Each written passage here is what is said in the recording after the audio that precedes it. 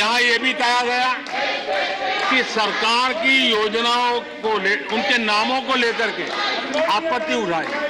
कुछ लोगों को ये भी परेशानी है कि नामों में कुछ संस्कृत टच है। बताइए, इसकी भी परेशानी। आदरणीय सभापति जी, मैंने किसी अखबार में पढ़ा था, मैं कोई वेरीफाई तो नहीं किया है, और रिपोर्ट कह रही थी 600 जितनी सरकारी योजनाएं सिर्फ गांधी नेहरू परिवार के नाम पे है।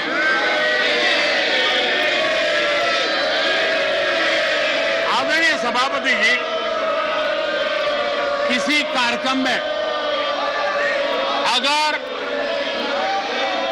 नेहरू जी के नाम का उल्लेख नहीं हुआ तो कुछ लोगों के बाल खड़े हो जाते हैं, उनका लहू एकदम गर्म हो जाता है कि नेहरू जी का नाम क्यों नहीं दिया। आदरणीय सभापति जी, मैं बहुत आश्चर्य होता है कि चलो भाई, हमसे कभी छूट जाता होगा नेहरू जी का नाम, और छूट जाता होता होगा, हम ठीक भी कर लेंगे क्योंकि वो देश के पहले प्रधानमंत्री थे। लेकिन मुझे ये समझ नहीं आता है कि उनकी पीढ़ी का कोई व्यक्ति नेहरू सरनेम रखने से डरता क्यों है। क्या शर्मिंदगी है नेहरू सरनेम रखने से? क्या शर्मिंदगी है?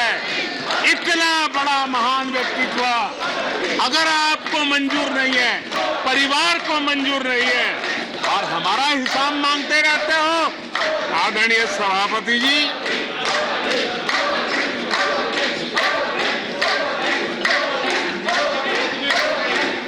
कुछ लोगों को समझना होगा, ये सदियों पुराना देश सामान्य मानवी के पसीने और पुरुषार्थ से बना हुआ देश, जन जन की पीढ़ियों की परंपरा से बना हुआ देश है। ये देश किसी परिवार की जागीर नहीं है। हमने मेजर ध्यानचंद जी का नाम पर खेल रत्न का पुरस्कार कर दिया। अंडमान में नेताजी सुभाष के नाम पर, स्वराज के नाम पर हमने द्वीपों का नामकरण किया। हमें गर्व हो रहा है। नेताजी सुभाष बोस के योगदान के लिए देश गर्व करता है, हम गर्व करते हैं। इतना ही नहीं, जो लोग आए दिन हमारे देश की सेना को नीचा दिखाने का मौका नहीं छोड़ते, हमने इन द्वीपों को परमवीर चक्र प्राप्त करने वाले सेनानियों के नाम कर दिया। आने वाली सदियों तक कोई हिमालय की चोटी एक एवरेस्ट व्यक्ति के नाम पर एवरेस्ट बन गई। मेरे द्वीप समूह, मेरे परमवीर चक्र विजेता, मेरे देश के सेनानियों के नाम कर दिया। ये हमारी श्रद्धा है, ये हमारी भक्ति है, और उसको लेकर के हम चलते हैं। आदरणीय और इससे आपको तकलीफ है, और तकलीफ व्यक्त भी हो रही है। हर एक की तकलीफ व्यक्त करने के रास्ते अलग होंगे। हमारा रास्ता है सकारात्मक। कभी कभी, अब ये सदन है, एक प्रकार से राज्यों का महात्मा है, हम पर ऐसे भी आरोप लगाए जाते हैं कि हम राज्यों को परेशान करते हैं। आदरणीय सभापति जी, मैं लंबे अरसे तक राज्य का मुख्यमंत्री रह करके आया। फेडरलिज्म का क्या महत्व होता है वो भली भांति समझता है, उसको जी करके आया हूं, और इसलिए हमने कोऑपरेटिव कॉम्पिटिटिव फेडरलिज्म पर बल दिया है। आओ हम पर्दा करें, हम आगे बढ़े, हम सहयोग करें, हम आगे बढ़े, उस दिशा में हम चले हैं। हमने हमारी नीतियों में नेशनल प्रोग्रेस का भी ध्यान रखा है और रीजनल एस्पिरेशन को भी एड्रेस किया है।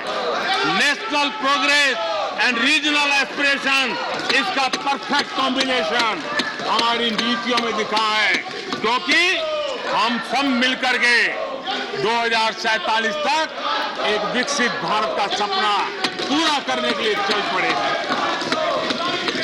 लेकिन जो लोग आज विपक्ष में बैठे हैं, उन्होंने तो राज्यों के अधिकारों की धज्जियां उड़ा दी। जरा मैं कच्चा चिट्ठा आज खोलना चाहता हूं।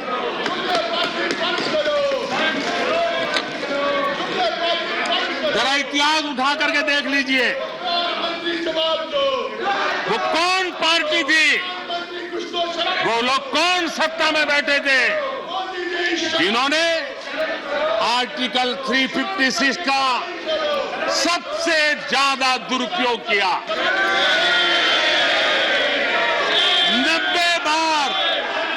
90 बार चुनी हुई सरकारों को गिरा दिया।